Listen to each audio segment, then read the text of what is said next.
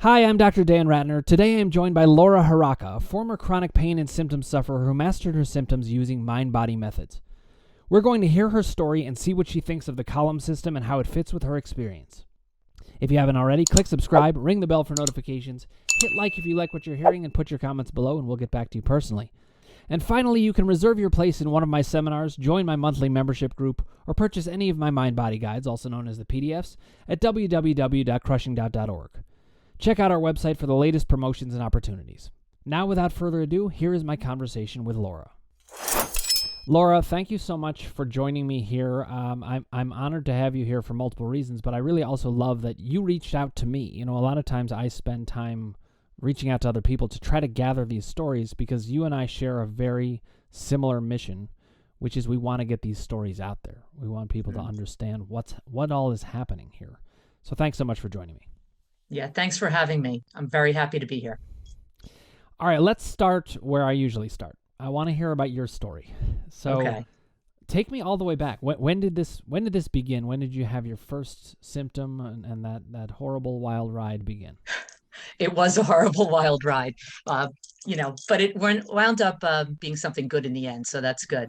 Right. My journey began May 2nd of 2015. I actually remember the date that it happened. Um, so it started basically just like any other day. I went running in the morning, took my kids to school, and all of a sudden, and it was about 10 in the morning, I actually remember the time, and I went to the bathroom and I felt like something was wrong. I had to keep going to the bathroom. So it started feeling like I had a UTI, and I never had a UTI, so I wasn't really sure what one felt like, but I assumed that's what I had. So I went to the doctor, and because it was throughout the day, and I was like, something's wrong. It must be an infection. So I went to the doctor. They did a test for a UTI, and there was no infection. So I was like, oh my God, what do I do? So I drank cranberry juice, water, yogurt, just tried anything I could do on my own to maybe make this pass. A week went by and things really started to get worse. Mhm. So I made an appointment with a urologist who did a cystoscopy and a urodynamic study.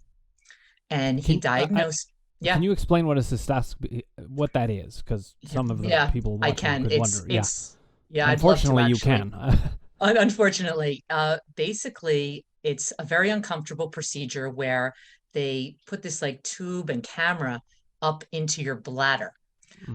So it's very uncomfortable, but they get to see the inside of the bladder and see what's going on.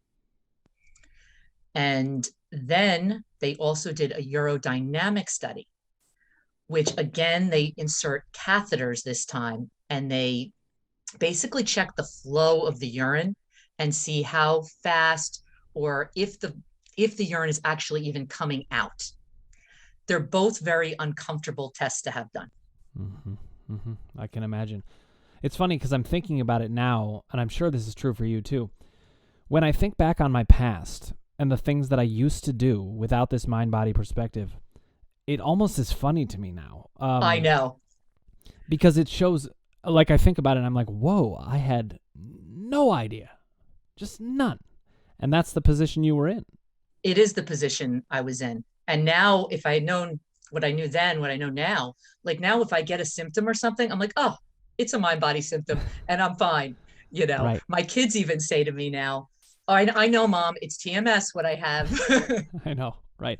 It's funny. The people who live with us zealots, they hear that all the time. But the thing is, I'm sure you agree with this, but we're right. It's So true. we're seeing all of these things that other people aren't seeing. Right. Okay, now hold on. We're getting ahead of ourselves because we've already gotten Yes, to the point where you're looking exactly. back. I want to find out more about this story. Okay. Not to take you through the horror of it again, but I know when you're on the other side of it, it's not really a horror. It's almost a weird joy to describe what happened and be able to have lived to tell the tale so well.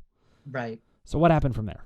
So they diagnosed me with overactive bladder because I don't think they had any other, they had no idea what was wrong with me.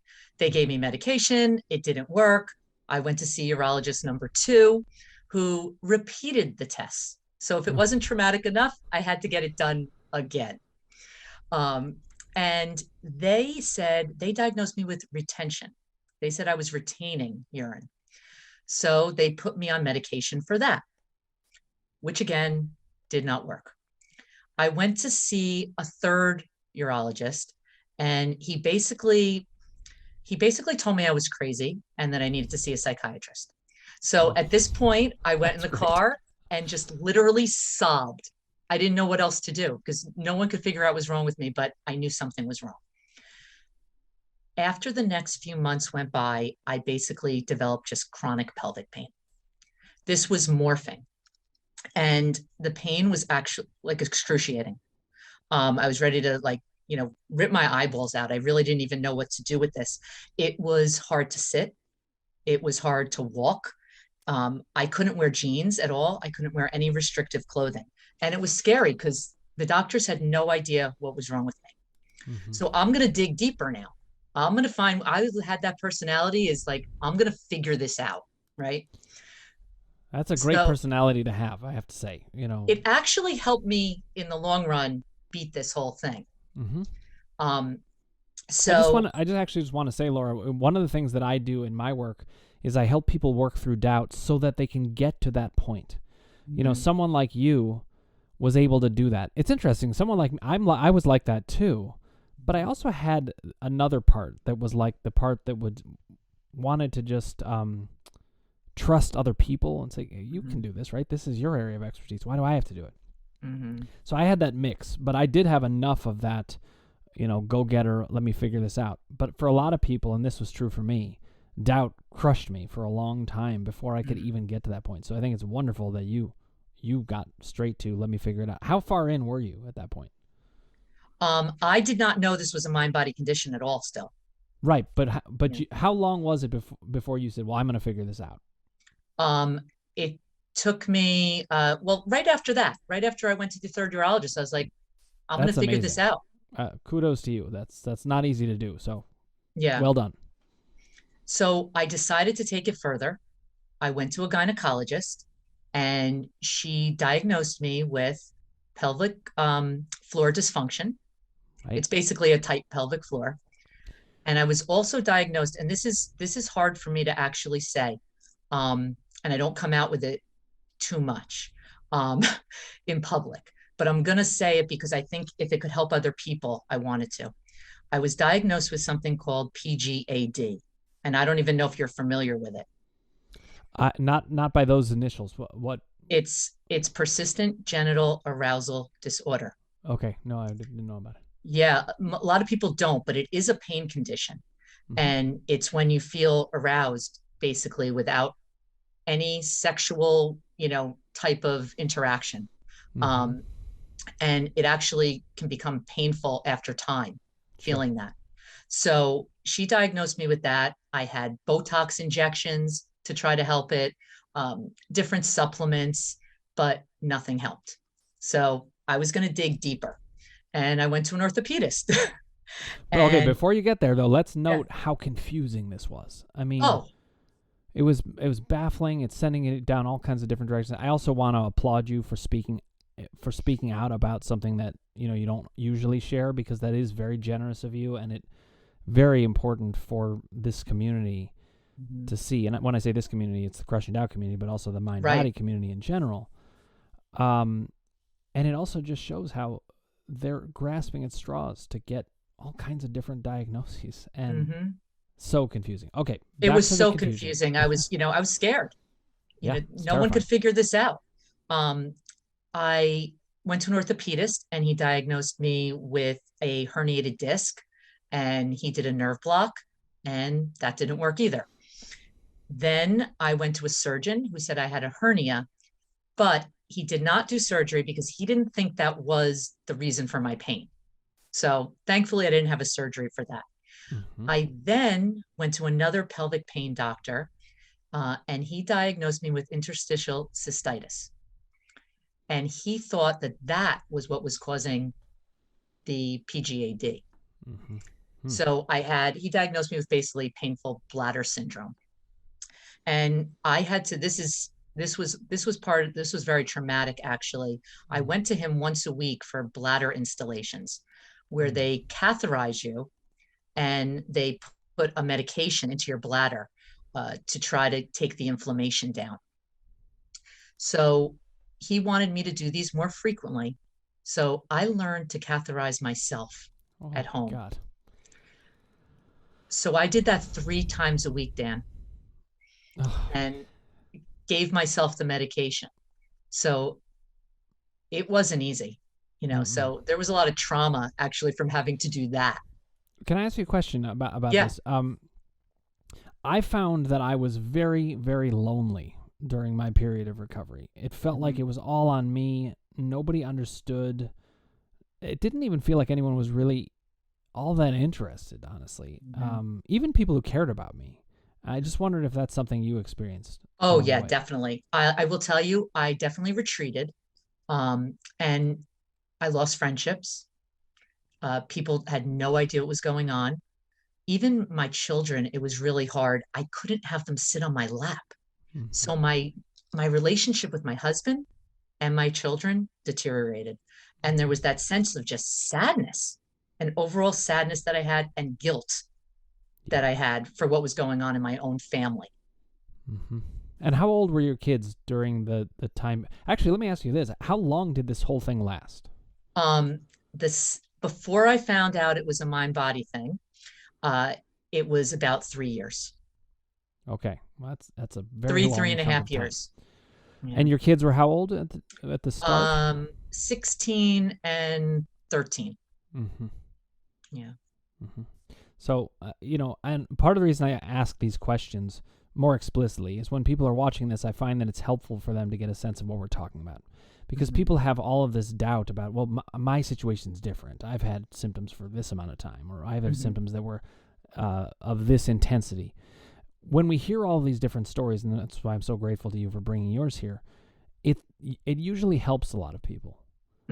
For some people watching, especially if they haven't gotten better yet, they can say, "Oh, why did that person get better and I didn't?" And that's part of my system is to figure that out. What's holding people back? But you sharing this is, first of all, very generous, but also incredibly important, because it'd be one thing if you were like, "Yeah, this lasted for 3 weeks and it really sucked." Yeah. 3.5 years. That's a big chunk of your life. I don't know if you know, but I had back pain for 8 years. Yes. It was the dominant feature of my life. And I think it's so interesting when I talk to people like you, how much overlap there is with the experience, the loneliness, the confusion, the frustrations, the amount of time and energy we spend trying to figure this out, which of course makes sense. Yeah, even the financial burden. Yeah. Of it all. Yes, right. And it's a financial burden is bad enough, but a financial burden where you feel like you might just be throwing money down a hole because you don't even have any idea if it's going to work. That's exactly. A different thing. I was chasing a diagnosis. Well, it's interesting because one thing that I heard is all of these different practitioners, it's like you went to them and they gave you a diagnosis that fit with them. Almost like if you went to a dog breeder, they'd be like, "Well, I'm sorry, your problem is that you don't have a dog." Yes. Whatever it is that they do became the diagnosis. Yes, whatever their specialty was. Exactly. Exactly. I have a few more diagnoses too. I went to another pelvic pain doctor. I live near New York City, so I went into the city a lot, and they diagnosed me with pudendal neuralgia. So I had about a lot. Another one. I also went to an interventional radiologist, and I was diagnosed with pelvic congestion syndrome. And if you're unsure what that is, they said that I had the largest varicose veins in my pelvis. And there was this blood supply, and they needed to cut off the blood supply. So I had a surgery, actually, where they went through my neck and embolized my ovarian veins. Wow.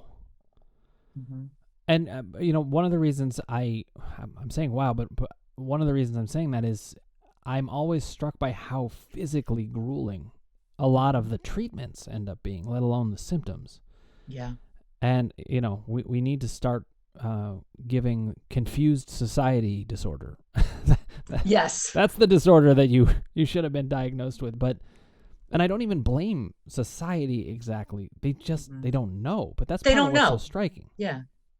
Yeah. Okay, And that's let's. why what you do is good. It's giving, the mind body world a voice, Yeah. Now letting I don't want doctors to know, educating them.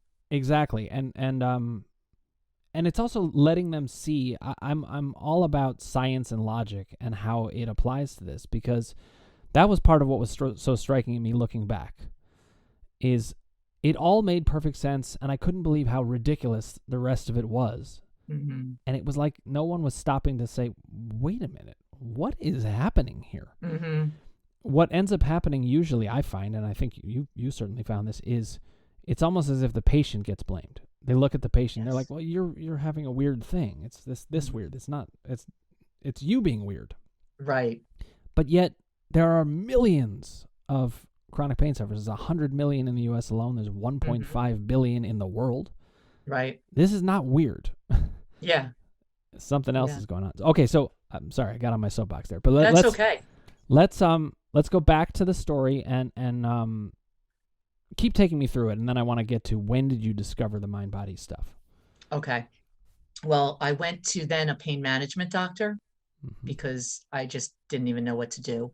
And that's when they gave me oxycodone, and I started taking oxycodone every day. So then I became addicted to that. Oh my God. Yeah. Very important that you're sharing that part of the story too, though, because this happens to so many people. In fact, with the opioid crisis, this is what it is. As far as I'm concerned, the solution to the opioid crisis is mind body. Yes, it is. So now I'm addicted to oxycodone. Oh, And so I then went on a plane because I found out about this experimental treatment for pudendal neuralgia, and it was in Tennessee. So I hopped on a plane and I had this experimental thing done. And to be honest with you, I'm not actually even sure. They put me out. I went under anesthesia. They did another cystoscopy, and supposedly they did some type of injection. I was like, I wanted to get better, and I jumped at things. And of that's one of course. the things I learned now, to slow down. Mm-hmm. And that's what I tell all my clients: slow down, take your time, really do the research before you jump into the next thing. It's a great point, and it speaks to how desperate people are for the Mm-hmm. relief that they'll do whatever. If somebody says, "I Exactly. really think I can help you," then we'll say, "Fine, go ahead, Yeah, I whatever jumped you on a want to plane do." to Tennessee and let this man do whatever he wanted. Mm-hmm. Um, Unfortunately, it didn't even work. Mm-hmm. I then had an MRI done, and they found two Tarlov cysts on my spine. So what did I That's do? another diagnosis I've heard about a lot. Yep. Mm-hmm. And usually now they're asymptomatic, most of Right. them. Mm-hmm. Um, so I hopped on a plane and I went to the top Tarlov cyst doctor in the United States, in Texas, and he was great. Thank God for him, because he told me he didn't think that this was the source of my pain. Because if he told me it did, I probably would have had surgery. Yep. Right. Yeah. So I But didn't I want mean, to. what choice would you have even had? I know. That's the latest information you had, and that's kind of the mindset that we all have as a society. Is there's some specific problem, and it can be random and weird and whatever, but just go get it taken care of Exactly. instead of understand the whole concept. Yeah. But so thankfully, I did not have that surgery. Um, I decided to try one more doctor. Of I course. said, yes. So I just tried another gynecologist, and she diagnosed me with endometriosis. Unbelievable. It just wouldn't stop. Every doctor I went to had something different. Do you remember thinking like all of these diagnoses have to be wrong in some way, or I can't possibly have all of these, or what's happening here? What were you thinking? Well, I did think what you thought. Anytime I went to a doctor that it was their specialty, that's what they were going to diagnose me with. Mm-hmm. I didn't care. I just wanted one of them to be the answer, Right, so that right. I could, fix myself. But most of these diagnoses, they said they're chronic. So regardless, I wasn't going to get the answer I wanted. And I didn't want to live in a life of, chronic pain. Okay, So and at this time, you're still addicted to oxycodone. yeah, Okay. How long was that period? had to be a year and a half of the time. That's wow. That's a And long then time. I stayed with it until the therapist that I saw helped me. And that's how I found the mind body world, which I'll get into. Well, do you mind diving into that right now? I mean, No, I don't. I don't. I okay, I don't don't. want That to would cut be off your great. story though, No, no, because you we know can what? always bring you back for the No, at that second point, half. I just started doing anything, holistic treatments and stuff like that. But then my life changed. Um, I met my daughter actually found out about this therapist. She's a hypnotherapist, and she saved my life. And I went to see her, and I was doubtful because these doctors haven't been helping me. How is this woman going to help me? So I met her, and I would sit outside her office. This is how I figured it out. I sat outside her office, and I was on oxy. I was in sweatpants because I couldn't wear anything nice. I was depressed. I was anxious, and I was in pain. And there was this long hallway that led down to her office. And I was always there before her because, to be honest with you, that was my only social interaction that I had because I didn't really do much. I retreated. And she would come in and she would peek her head down the hallway to see if I was sitting there. And then she would jump back. And I would see her do this. And then she would play music. And she danced down this entire hallway. And I saw her twice a week. And every single time she would dance down this hallway. So you would think, why is this important? Right? Why did this help me realize the mind body world? Well, I decided because she was the thing, she was keeping me alive. She was the reason I stayed alive, because I was definitely suicidal at the time. So I decided to repay her that I would dance for her. Now, I'm a terrible dancer. I know you don't know that. So I had my kids help me, and we found the dance steps to a song. I think it was a Mandisa song. And for 3 months, it took me 3 months because that's how bad I am. It took me 3 months to learn all these steps. So for 3 months, I practiced the dance. And I realized when I was doing this that my symptoms went down. Oh my God. That's amazing. It was amazing. I'm like, oh my God, my symptoms are going down while I'm learning the dance. So that's when I had an idea. I'm like, I think there's a mind body component to this. So had you heard about kind of mind body experience before or nothing at all.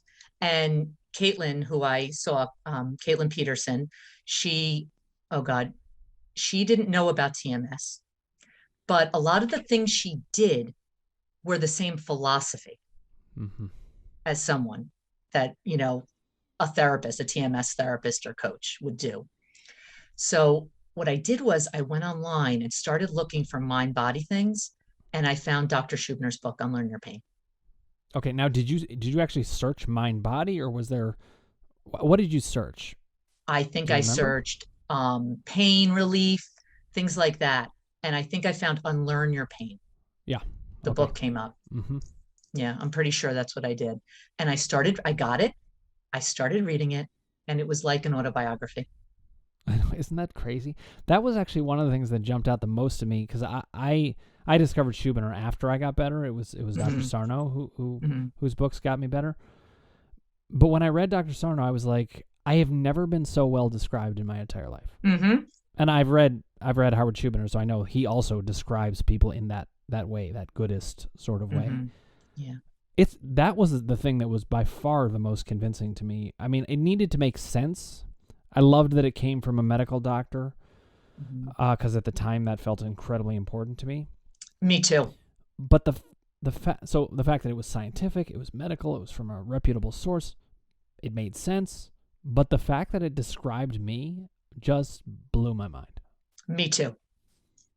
I couldn't believe there was this world existed. I know. And that this could be possible. Well, I was like, if somebody can describe me who has never met me before, there must be others like me. There must be Yes. something to this. Mm-hmm. All right, keep telling me then what happened when you read Schumanner's book.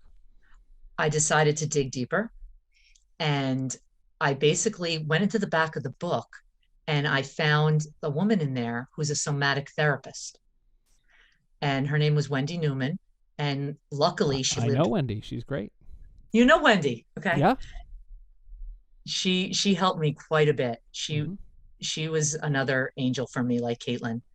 And I went to see her once a week along with Caitlin. And she, with her somatic strategies and her TMS knowledge, I was able to start feeling other sensations in my body. And that's also when I learned to feel emotions in my body, which was pretty cool. And I learned how to have these emotions pass through me. So I just want to make sure that I understand what you're saying, because I think I do. I should, based on what I know. Mm-hmm. Are you saying that you started to understand that you could feel emotions in bodily form?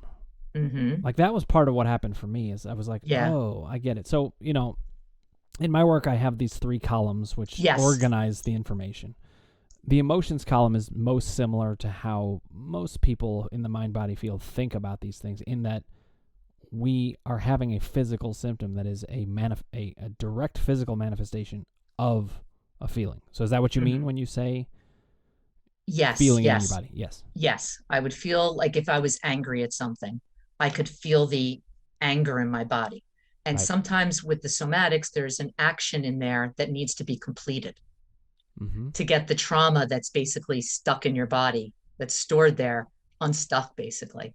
So I was able to do that um, during these sessions with her, And do which you mean an action like saying something or thinking about something in some way, or do you mean a physical action? How are you thinking about that?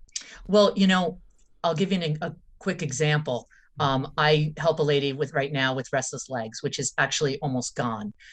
She has this restless leg syndrome and she has some anger in her life. So I'm very symbolic with it, which I'm sure a lot of people are. I said to her, who do you want to kick the shit out of? So Yep. we do these visualizations of the person that she, was angry at. And a visualization, our brain thinks it's the same thing. So Exactly. we're exactly. So we're able to complete this action in a visualization, and her legs have been almost gone to this day. And that's a really key point, that when people visualize or imagine it, they're right Mm-hmm. back in it. I mean, and we know this. If you're sitting there, and let's say you're sitting there and you're totally fine, but then suddenly you're reminded of something that made you really angry, you will get angry. Yes. You'll go right back to it, and your body will do it as if you're right there. So Right. it's really interesting that we don't think of it in these other terms, and that's another reason why I'm curious what you think about my system. I know you just kind of discovered it, Mm-hmm. and you watched some videos about it, but I found it was very important to break it up into these different categories. Not because inherently you have to do that, but I just was seeing it that way. Mm-hmm. That there are these 3 different elements to the experience. But I think whatever your system is, as long as you understand it, Mm-hmm. and Yes. I'm curious what you found in watching some of the videos. Mm-hmm. I don't want to put you on the spot. You don't have to say No, anything particular no. about it, but I mean, our work is very similar. mm-hmm. The first session with a client is basically crushing their doubt. Yeah. I let them ask every question. We just get to every single Wow. thing. And what I have them do is do an evidence journal with me, why it's TMS. And we go through every single reason why it's TMS. And their job throughout the week is to keep adding evidence to that journal. So I always explain it to people like, if we look for evidence, we're going to get it. The universe is going to send it to us. It's like if you want to buy a new car, I tell them, if you want to go buy a red Jeep Wrangler, and then all of a sudden you go out in the road and that's all you see is red Jeep Wranglers. Mm-hmm. So the universe is going to give us more evidence to make this diagnosis true. Mm-hmm. So Right. the doubt column, that's my first, session with our clients. Well, that's really, it's good for me to hear because I don't hear enough of that. I find. How did you come to that? How did that come to be a big part of how you do things? Well, I just go from my personal experience, what helped me and what I think I needed. And I had a lot of doubt. Even when I realized, you're in such bad pain, you're like, there has to be a medical thing to help me, you know, and, but I think if I could have crushed my doubt a little sooner, I would have got better faster. So, Well, listen, you're yeah. preaching to the choir on that one. I Mhm. completely agree with you. But I still do want to hear more about how'd you come to understand that it was just by virtue of what did get you better. Then you looked back and thought, oh, I thought if I could have, accepted this diagnosis a little sooner, yeah, then I could have got better faster. So I thought, what would help me? What would help me get better faster? And I said, if I didn't have as much doubt and I had right. someone out there that could, I don't mean to keep using your word, but crush the doubt. Use away. Okay. But it's interesting. So it doesn't sound. It sounds like that's not a term. That's not the way that you think about it in terminology standpoint. But what you do is you say, listen, what are your questions? Yep. Let's get them answered. Which is how I formed the doubt column in the first place. I don't know if you got to see Exactly. that, but I went to Yes, I see Eric did. Sherman, who I love, and I said, listen, can I ask you some questions? He was like, sure, and I could not stop. It was like a torrent of questions because, like you, I had all these questions, and not only was I not getting them answered, every time I went somewhere, I only had more questions. Right. Yeah. Eric was the first time, I guess Dr. Sarno's books were the first time that I felt my questions were actually starting to be shrunk and answered. Hmm. Right. But then I went to see Eric, and getting those questions answered made such a big difference, and that's why I do the work that I do. Right. Yeah. So And I how tell did my you? clients even now, send me a text message. The second that doubt comes in, I want to crush it. That's really interesting to hear too, because so my group memberships, they're designed so that people can have more access to me on a regular basis Hmm. because it's moment to moment experience. And Right. in the moment they're having it is when they need that help, which is interesting because, in my training, I in many ways was a very traditional therapist that wouldn't Hmm. have recommended, yeah, text me whenever. Not that I Hmm. wasn't friendly or willing, Right. but I had an idea about it. And this is one of the things I'm thinking about is that my idea of therapy has shifted Hmm. in terms of what people actually need because they need it in the moment. It's not because they're being needy or demanding or anything like Right. that. It's because that's when they need their answers. Exactly. Exactly. So I encourage it in between sessions. I said, if there's any doubt that comes up, please text me. Mm-hmm. That's fantastic. So you got into somatic experiencing. This was through your work with Caitlin originally, or was that through Wendy? I did the hypnotherapy with Caitlin, Right, and I did the somatic therapy with Wendy, right. and I decided, to go get my certification in the That's great. somatic experiencing. Yeah. One last question before we wrap up for today, and then maybe we'll spend some more time together down the road and compare notes about these things. But Hmm. um, for my viewers, can you just talk about what somatic experiencing is? Because sometimes people hear those terms and they don't know, and they of course they could Google them, but I'd rather them hear from somebody who's educated on it like you. Absolutely, absolutely. Somatic therapy is basically an alternative form of therapy, and it's aimed at treating trauma and stress related disorders, as well as chronic pain, that doesn't have an underlying cause, Mm-hmm. obviously. And in somatics, it's learning to feel sensations in the body. Every emotion, every thought occurs in the body. And a lot of times, what we do is we try to reduce the fear response that's in your brain to the sensations, knowing these are just sensations that are coming from your brain. They're not dangerous. They might hurt, but they're not going to harm you. Mm-hmm. So basically, we identify these sensations and we watch them, we observe them, and we look at them through a lens of curiosity. And it helps us just feel our emotions in our body. And like when trauma happens in our body, a lot of times we go back to normal. Like if we get in a car accident, we go back to normal after, a half hour, we're okay. But sometimes trauma gets stored in the body and gets stuck and produces symptoms. So what we do is through somatics, we can have the action that needs to happen, be completed and discharged. Okay, and so this is something I've always gathered about somatic. I call it somatic experiencing, but you're talking about somatic therapy and Well, that's what I am. I'm a somatic experiencing practitioner. Right. Okay. Yeah. I know the terms can get all mixed up, but yes, I always thought it was about getting to the sensations in the body, but then linking it to the psychological meaning, which it sounds like it is, because it is. Yeah, because you're going to then take action in your mind. Yes. So we feel it in our body, Mm-hmm. and we describe it, what the sensations are like. And a lot of times we'll give it a voice. Yeah. We'll let it speak. See, in my emotions column, one of the action steps that I recommend is to rage internally, Mm-hmm. which is very similar to that. And then in the power column, it's similar to that, but it's kind of like taking that all on steroids and looking at it through the lens of the fullness of your trauma, what really happened to you, and getting really, really deep, which I think, I don't know if you've ever experienced EMDR, but that's a great... I have. Yeah, it's a great modality for getting to that depth of things. But I'm so impressed with these fields, and I'm so glad we're all working together and kind of comparing notes on it. But I'm also just thrilled that you were able to get the help that you needed. Obviously, I know you would have wanted to get it faster. Yeah. Without all the trauma. Right. But it's interesting because my pain wrapped up around 2011. Mm-hmm. And when you're in it, you feel like it's never going to end. And it's just so interesting to me to hear your story began after I already was fine. Right. And this tells me the mission that we have, that we share, to get these messages out there is so important. Because there's people out there who do not know. Mm-hmm. Actually, I shouldn't even just say there's people out there who don't know. The vast majority of people still don't know. So, Laura, I want to thank you for coming on, spreading the word. Let's keep in touch. We're on the same mission here. Yes. And I'm glad to be on it with you. Yes, me too. That's our purpose, to get the word out there.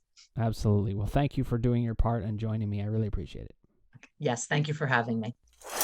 It's such a pleasure to sit down with someone like Laura for multiple reasons, but one of them is just, I have to say, it's kind of soothing to me to talk to somebody who's been through it in a similar way to me, even just to compare notes on how lonely it could feel or how confusing it was or how each practitioner just gave the diagnosis they gave. It's very validating for me, and I hope that it is for the viewers out there as well. If you haven't gotten better yet, though, I did want to say something, because sometimes people get discouraged by these stories of success. You can be a success story, absolutely. It's all about having the right information, and that's one of the main things that I connected with Laura on in this interview. It was really interesting to hear how she lets people ask all of these questions at the beginning. She wasn't calling it doubt work, but really we were doing something very similar, and we came to it because that's what worked for us. So don't lose hope. You just need the answers. If you haven't already, click subscribe, ring the bell for notifications, hit like if you like what you're hearing, and put your comments below, and we'll get back to you personally.